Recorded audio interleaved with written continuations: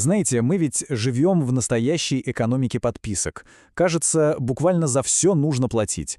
И это, конечно, формирует наш образ мышления. Давайте разберемся, как вот этот принцип влияет на сферы, которые, куда глубже, чем просто ежемесячные счета.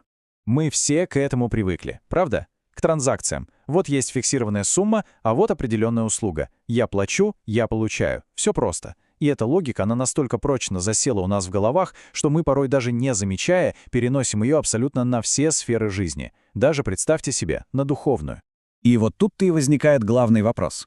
А не просачивается ли этот, скажем так, потребительский подход в наши отношения со Всевышним? Не смотрим ли мы иногда на свои пожертвования, на свои добрые дела, как на какой-то страховой взнос? Мол, я свой минимум выполнил, теперь жду благословения по расписанию. Но, знаете, есть один очень древний принцип. Он описан в Торе в главе Трума. И он просто вдребезги разбивает вот это нашу привычную транзакционную логику.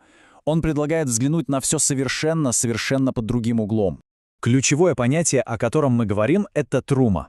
Что это такое? Важно понимать, это не обязательный сбор, это не налог, это приношение, которое идет от самого сердца, по добровольному порыву, а не потому, что кто-то заставляет, не из-под палки. И это ведь подчеркивает сам текст Писания. Там есть ключевая фраза «у которого будет усердие». А если посмотреть в оригинал, там еще точнее, которого влечет его сердце. Понимаете, принуждение тут не просто отсутствует, оно в принципе противоречит самой идее такого приношения. А вот теперь, внимание, начинается самое интересное. Потому что в оригинальном тексте спрятан просто удивительный парадокс. И лингвистический, и философский. И он способен перевернуть вообще все наше представление о том, что значит «давать». Давайте посмотрим вот сюда. По всей логике мы бы ожидали прочитать что-то вроде «и они дадут мне приношение». Так ведь? Но в Торе стоит слово «вагийху», а это дословно переводится как «и они возьмут». Возьмут.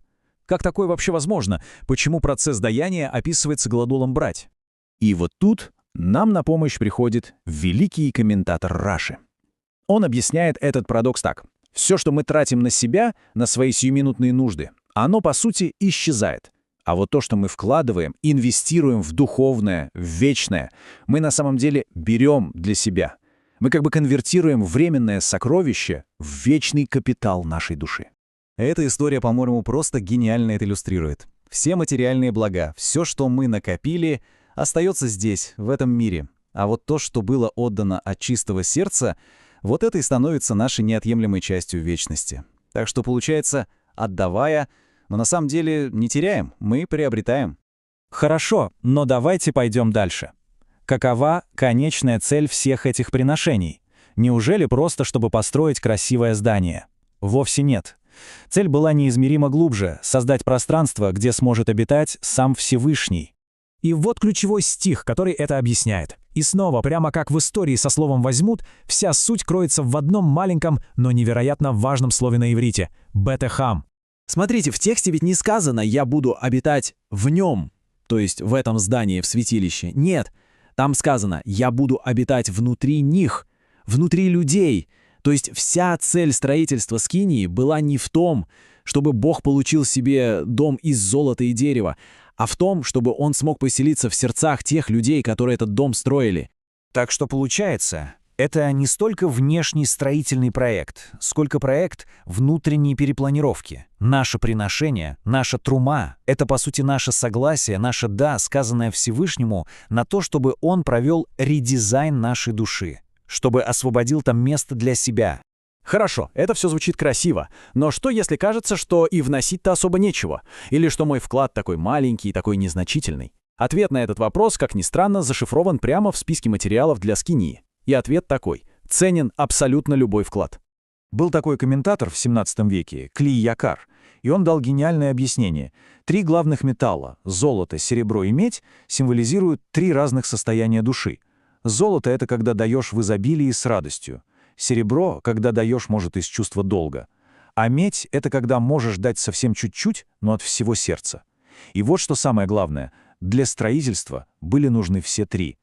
И тут есть просто поразительная деталь. Именно медь, самый простой металл, служила основанием для столбов и для жертвенника. То есть самые скромные, на первый взгляд, приношения стали буквально фундаментом для всей конструкции. Подумайте только, без меди все золото просто бы не устояло.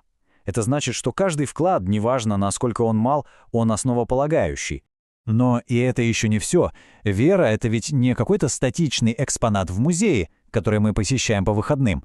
Это не то, что можно запереть в стенах храма. Нет, это нечто живое, то, что должно быть в постоянном движении.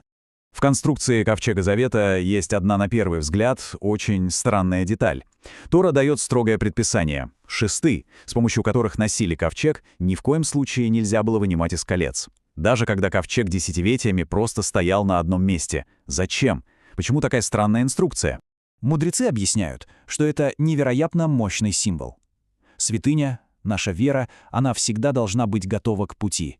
Ее нельзя просто оставить в зале для собраний до следующего раза. Нет, божественное присутствие нужно нести с собой. В офис, на деловые переговоры, домой, в семью. И вот наша трума, наше приношение — это не просто то, что мы когда-то отдали. Это то, как мы несем эту святость в мир каждый день, прямо сейчас. Так хорошо, как же все эти глубокие идеи можно применить в нашей жизни, на практике?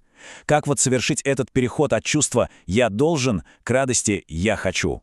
Давайте попробуем два простых шага. Шаг первый. Проведите небольшой аудит своих ресурсов. Чего у вас в избытке? И это ведь не всегда про деньги. Может быть, это полчаса свободного времени или какой-то ваш профессиональный навык. И шаг второй. Попробуйте сознательно переключить свой внутренний тумблер с режима «надо» в режим «хочу». Сделайте какое-то привычное духовное действие, но с совершенно новой мыслью. Я сейчас не налог плачу, я инвестирую в наше общее пространство со Всевышним. Потому что, в конце концов, вся суть не в какой-то разовой акции, а в постоянном движении. И если наша вера — это тот самый ковчег, который всегда должен быть готов к пути, то главный вопрос, который остается для каждого из нас, звучит так: а куда его понесут завтра?